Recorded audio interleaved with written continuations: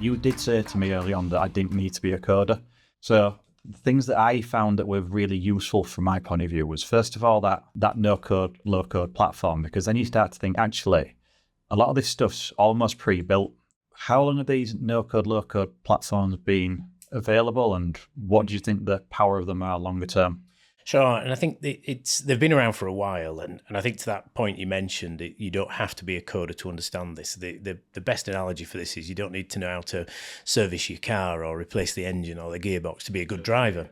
Same with AI. Understand what it might do in terms of how it can improve an efficiency of a process. Dig into the examples as we did, look at how it's been used today in wider industry, and then say, right, now how could I apply that to my business? That's a better aspect and a better angle to look at it. So if you think about the iPhone as an example, the iPhone didn't really invent the smartphone, the concept, and lots of devices have been around for many years prior to it.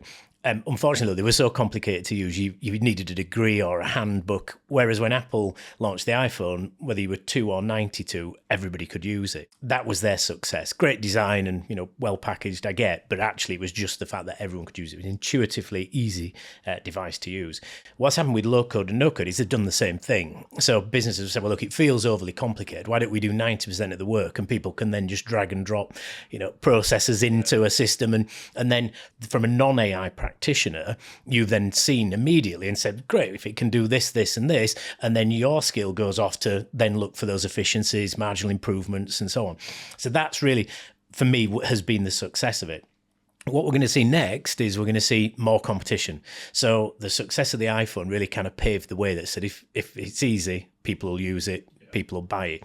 We're going to see exactly the same with low code and no code, to move to things like vibe coding, and which for your viewers is us talking to a system and it creating the code. So low code, no code, you drag and drop and it says, if this happens, then do this, then do this, then do this.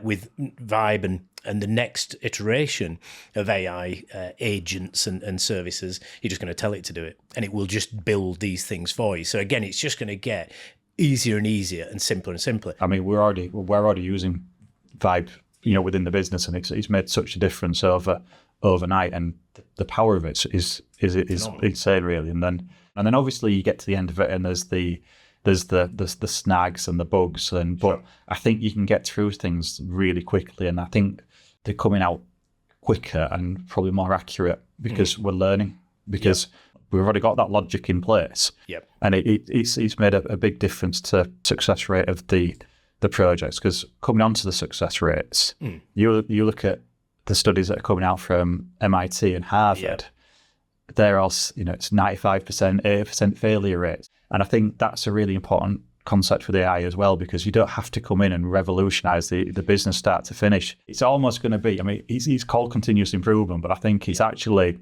supercharged now, because this technology is going to come out so quickly that by the time that you've gone through that first cycle, what's possible? I couldn't even answer that question right now. Yeah, and I think that's one of the key points here, Ben, that, I think a lot of people, the rate of failure is a concern. However, when you approach it properly and sensibly, it shouldn't fail.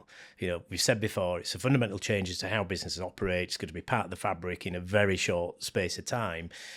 It's what's probably happening is, or what is happening is, people are overdoing it. So they're either doing AI for the sake of AI, buying something off a shelf that probably isn't a great fit, probably doesn't pass the ROI calculation. It might be safe and secure because it's from a big brand, but is it any value? Are you doing it for the wrong reasons?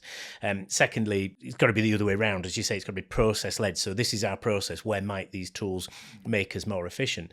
The final area is, and this is the one I'm seeing an awful lot, is where businesses have done AI for the sake of it, or have chosen a bad solution, or not bad solution, that's probably unfair, the wrong solution, and then it's been superseded by competition. So, there's systems out there that we were looking at just 12 months ago that are now in Copilot or now in Gemini. And again, this is that we benefit from global competition, but having expert guidance on what might happen next and the marketplace and the players can avoid you some costs. So when you talk about horizon scanning, I'm guessing that's a key part of absolutely what you do and what you... Yeah, it's kind of 80% of my job really is to look at what's next. And one statement I always use is innovation that doesn't solve a problem is a gadget.